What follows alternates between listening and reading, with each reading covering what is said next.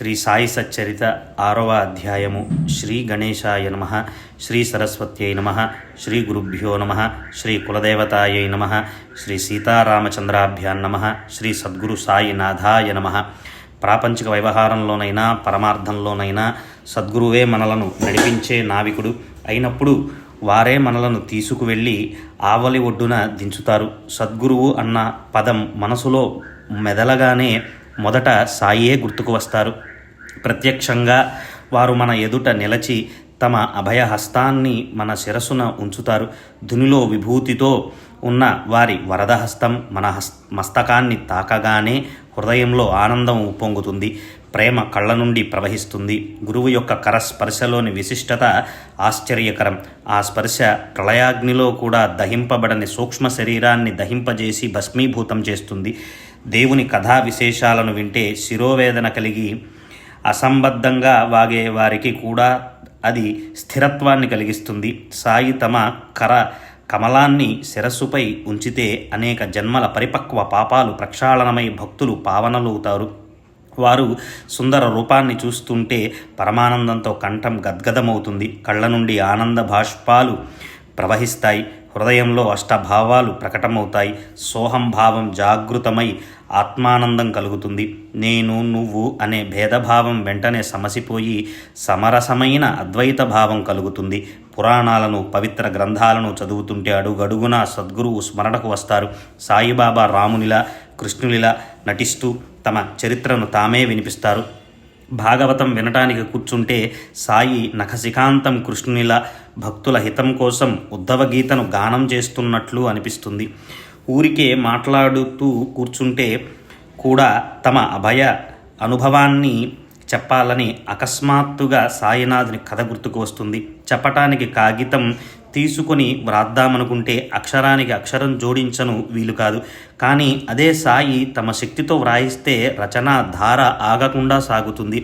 అహంభావం తలెత్తినప్పుడల్లా వారు దాన్ని తమ హస్తంతో క్రిందకు అణచివేసి తమ శక్తిపాతంతో శిష్యులను కృతార్థులను చేస్తారు. కాయ వాచ మనస సాయి సమర్థుని సాష్టాంగ పడితే కోరుకోకుండానే ధర్మార్థ కామ మోక్షాలు తమంతట తామే హస్తగతమవుతాయి. కర్మ జ్ఞాన భక్తి యోగాలనే ఈ 4 మార్గాల ద్వారా ఈశ్వర ప్రాప్తి.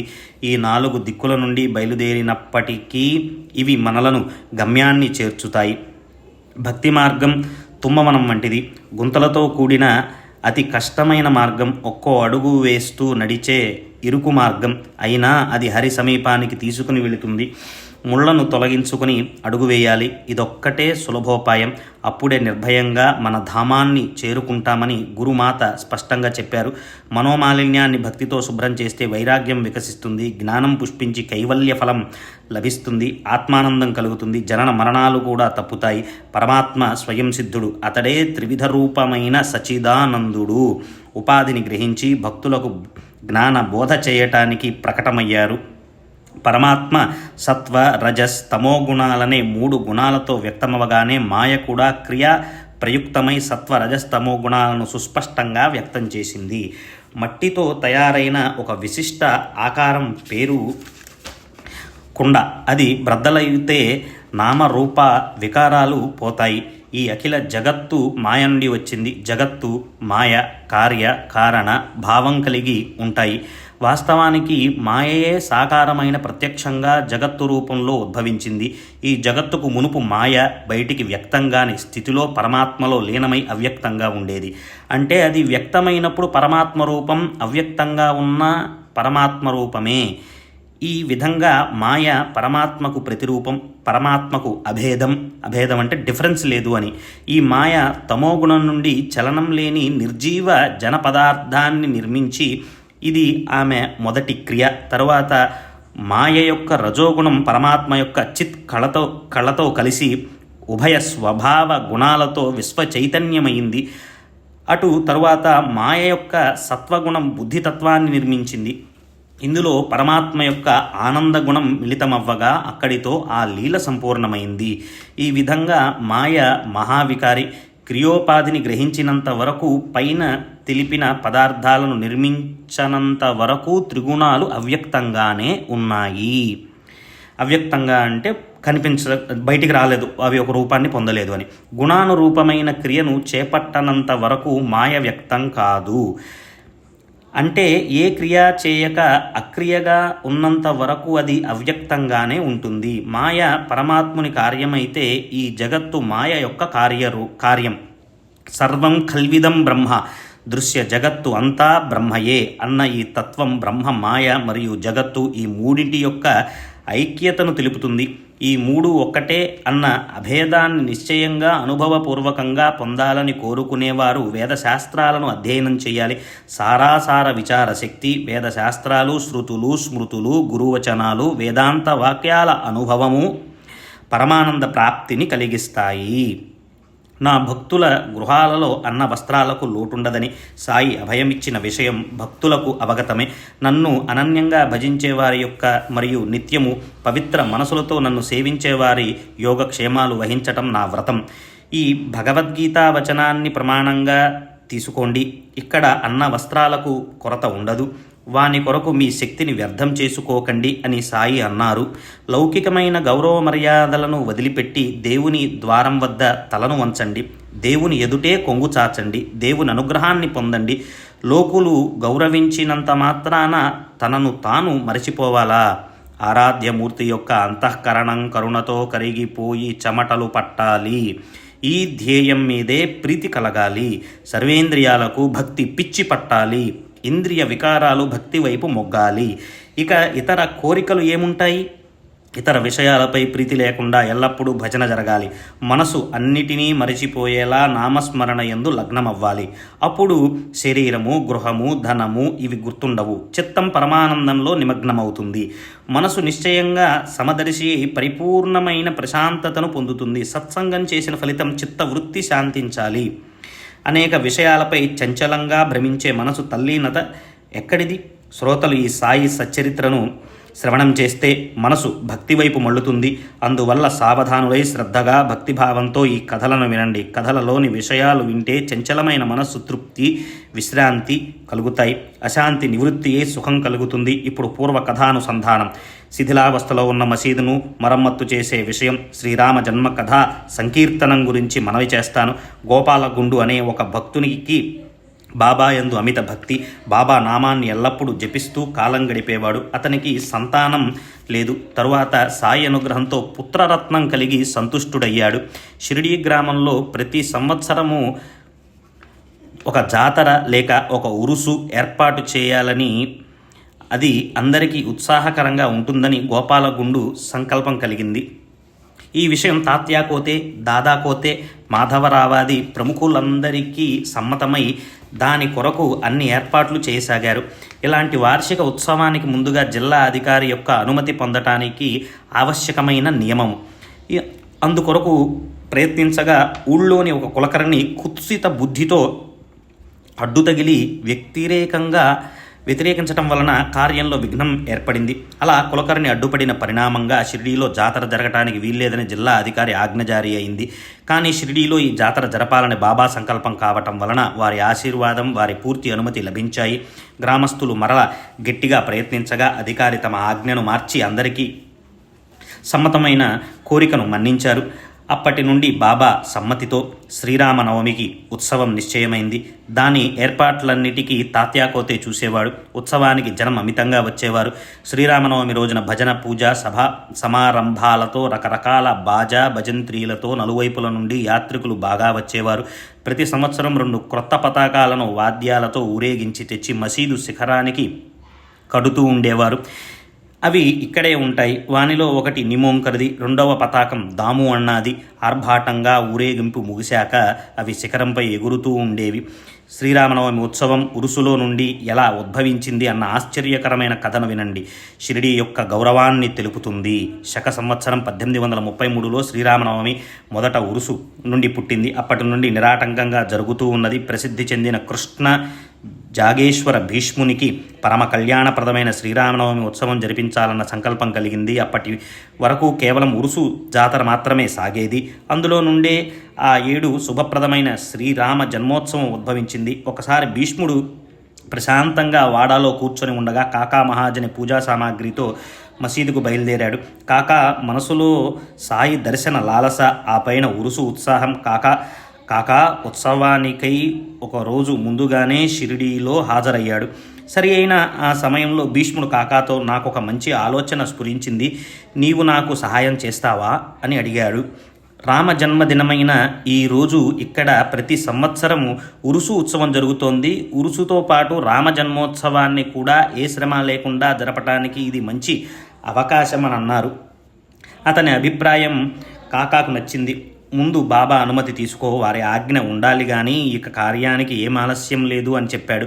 ఉత్సవంలో సంకీర్తన అవసరం, మరి ఎవరు చేస్తారో అన్న ప్రశ్న. ఈ చిన్న గ్రామంలో హరిదాసు ఎక్కడి నుండి వస్తాడు అన్న ఒక సమస్య ఎదురైంది. భీష్ముడు, నేను సంకీర్తన చేస్తాను, నీవు హార్మోనియంతో శృతి కలుపు. రాధాకృష్ణబాయి ప్రసాదానికి సొంటిపొడి తయారు చేస్తుంది. పద బాబా వద్దకు పోదాం. శుభకార్యంలో ఆలస్యం కష్టకారకం. శుభానికి శీఘ్రత్వాన్ని జోడిస్తే ఆ కార్యాన్ని తప్పక సాధించవచ్చు. మనం వెళ్ళి బాబాను సంకీర్తన చేయటానికి అనుమతిని కోరుదామని అంటూ ఆ ఉభయులు మసీదుకు వెళ్ళారు. కాక బాబా పూజను ఆరంభించగా బాబాయే అతనితో వాడాలో ఏం జరుగుతోంది అని ప్రశ్నించారు. కాకాకు ఏమీ అర్థం కాలేదు. వెంటనే బాబా అదే ప్రశ్నను వేరు విధంగా వేశారు. భీష్మునితో, ఏం బువా, ఏమిటి అంటున్నావు అని అడిగారు. అప్పుడు కాక గుర్తుకు వచ్చింది. తమ ఉద్దేశాన్ని బాబాతో విన్నవించాడు. బాబా ఆ విషయం నచ్చింది. అలా ఉత్సవం నిశ్చయమైంది. మరునాడు ఉదయం బాబా లేండీకి వెళ్ళటం చూచి సభామండపంలో ఊయలను కట్టి సంకీర్తనకు సిద్ధమయ్యారు. తర్వాత ఆ సమయానికి శ్రోతలు గుమిగూడారు. బాబా తిరిగి వచ్చారు. భీష్ముడు లేచాడు. కాకా వచ్చి హార్మోనియం ముందు కూర్చున్నాడు. ఇంతలో బాబా అతనితో రమ్మని కబురు పంపారు. బాబా నిన్ను రమ్మంటున్నారు అన్న కబురు విని కాకా మనసులో మూగబోయింది. ఏం జరిగిందో తెలియదు. కథలో రసభంగం వాటిల్లకూడదు. బాబా యొక్క పిలుపు కాకాను కలవరపరిచింది. బాబా కోపం వచ్చిందా, సంకీర్తన నిర్విఘ్నంగా జరుగుతుందా అని అనుకుంటూ కాకా అడుగు ముందుకు వేస్తూ వెనకకు చూస్తూ భయంగా నడుస్తూ మెల్లగా మెట్లు ఎక్కాడు. కానీ ఆలోచనలో పడ్డాడు.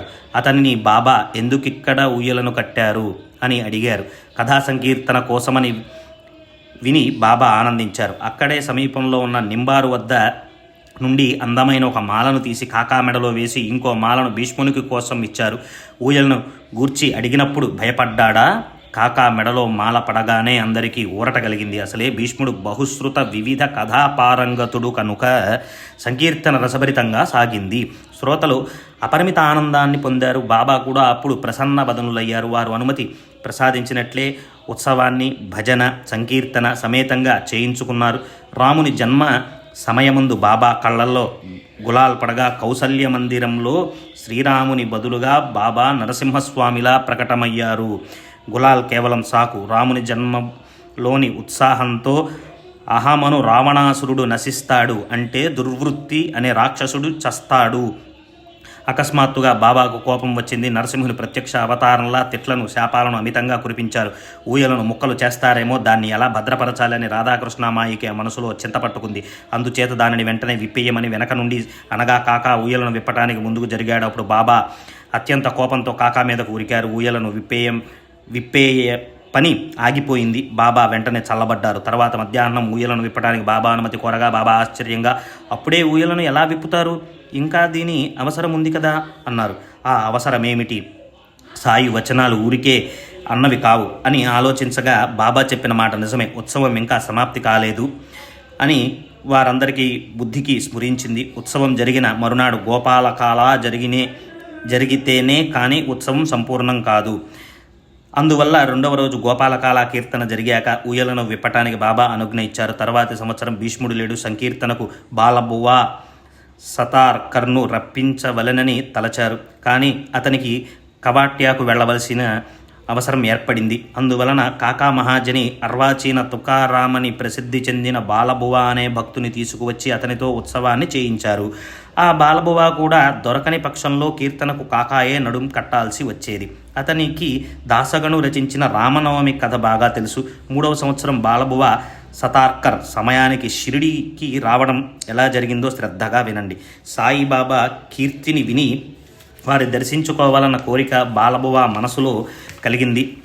కానీ తను ఎవరు తోడు దొరుకుతుందా అని అతనిలో ఆలోచన చెలరేగింది. బాలబువ స్వయంగా హరిదాసు సతారాలో ఉండేవాడు. కానీ అప్పుడు ముంబైలోని పరేల్ అన్న చోట ఉన్నాడు. సతారా జిల్లాలో బిరహాడ్ సిద్ధ కవాట్యాలో ఒక దేవస్థానం ఉంది. అక్కడ రామనవమికి ప్రతి ఏడు బువ సంకీర్తనకు వెళ్ళేవాడు. ఆషాఢ ఏకాదశి చైత్రమాసంలో శ్రీరామనవమి ఈ 2 వార్షికోత్సవాలు జరపటానికి బువ నియమింపబడ్డాడు. అక్కడే రాజశాసనం ప్రకారం ప్రభుత్వం ప్రతి దేవునికి ఆ దేవుని ఖర్చుకు 124 రూపాయలను ఆ సంస్థానానికి ఇవ్వవలసిన ఏర్పాటు ఒప్పందం ఉండేది. ఆ 2 సంవత్సరాలు బాలబువ 30 రూపాయల సంభావన వచ్చేది. కానీ ఆ సంవత్సరం కవాట్యాలో మహమ్మారి వచ్చి గ్రామస్తులు కష్టాల్లో పడ్డారు. అందువలన ఊరు ఖాళీ అయింది. రామనవమి ఉత్సవం ఆగిపోయింది. దాంతో ఉత్సవానికి ఆ మరు సంవత్సరం రమ్మని బువాకు ఉత్తరం వచ్చింది. సారాంశం: రాముని సేవాభాగ్యం తప్పిపోయింది, సంభావన కూడా ఆగిపోయింది. అలా అతనికి షిరిడీ వెళ్ళటానికి అవకాశం లభించింది. ఒక చెడు జరిగినా ఒక మంచి కోసమే అని చెప్పనని నా భావన కలిగింది. ఈ సమయానికి వెంటనే వెళ్ళి దీక్షితును కలుసుకున్నాడు. బాబా యొక్క పరమ భక్తుడైన దీక్షితు తలుచుకుంటే షిరిడీ వెళ్ళాలన్న అతని కోరిక తీర్చగలడు, స్వార్థం పరమార్థం సాధించుకోవచ్చు అని తలచి అతడు దీక్షితుతో ఈ 7 వార్షికోత్సవం ఆగిపోయినందువల్ల బాబా దర్శనం చేసుకుని అక్కడ సంకీర్తన కూడా చేయాలని ఉంది అని చెప్పాడు.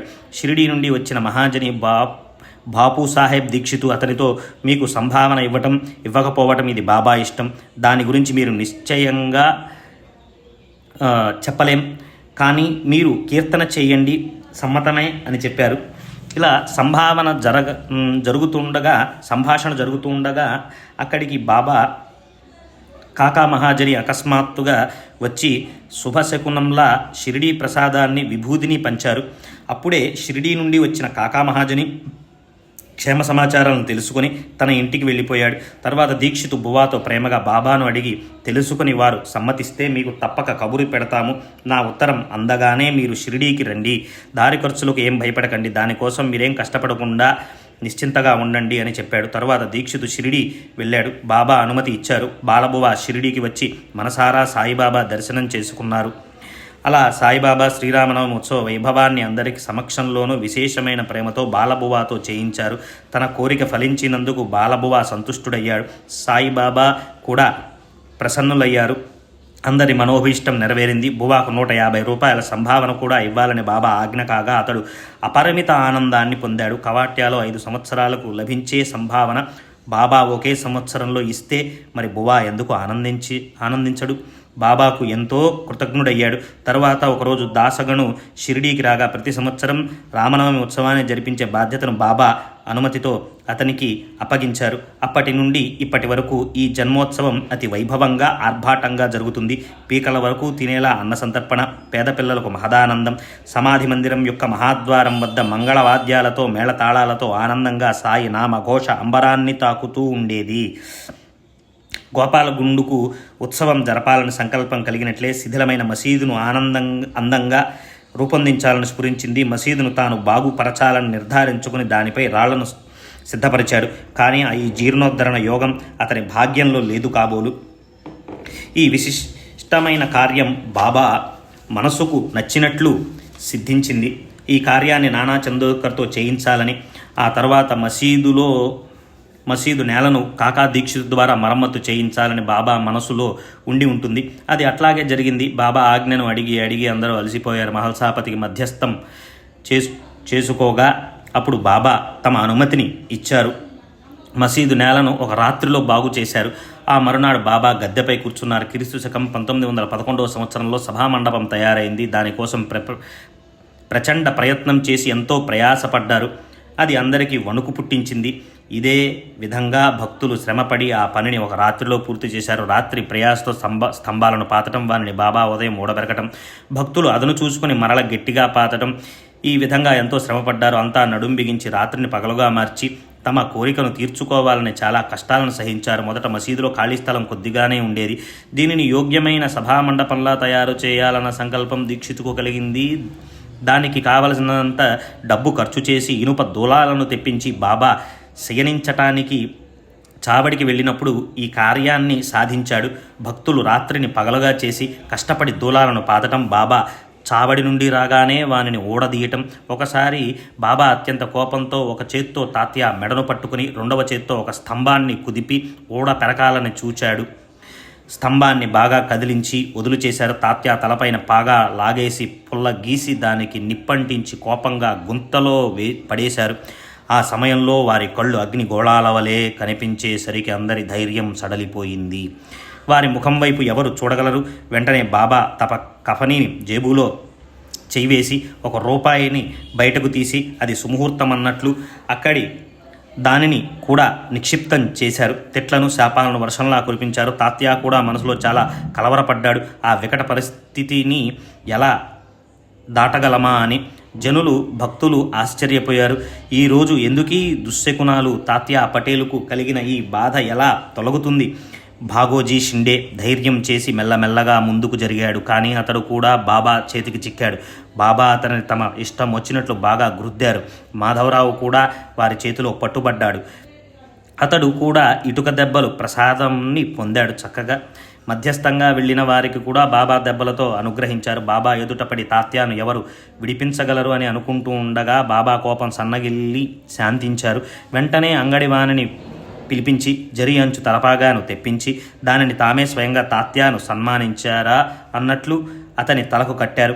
ఆ కోపానికి కారణమేమిటి? తాత్యాపై విరుచుకుపడటం, అరవటం ఎందుకు అని భక్తులు ఆశ్చర్యపోయారు. బాబాకు ఎందుకు కోపం వచ్చింది? క్షణంలోనే ప్రసన్న చిత్తులయ్యారు. దీనికి కారణం ఎవరికి ఏమీ తెలియలేదు. బాబా ఒకప్పుడు శాంత చిత్తులై ఉంటారు. కథలను కబుర్లను ప్రేమగా చెబుతారు. మరో నిమిషం ఏ కారణం లేకుండానే అకస్మాత్తుగా కోపోద్దీపితులవుతారు.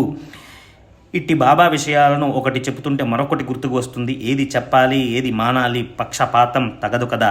నా ఇష్టాలు చూడటం తగదు. ఈ కథను శ్రవణం చేయాలన్న శ్రోతల కోరికను తీర్చే కథలు సందర్భానుసారంగా ఉంటాయి. తరువాతి అధ్యాయంలో వృద్ధుల నోటి నుండి విన్న వారి గత చరిత్రలను శ్రవణం చేయండి.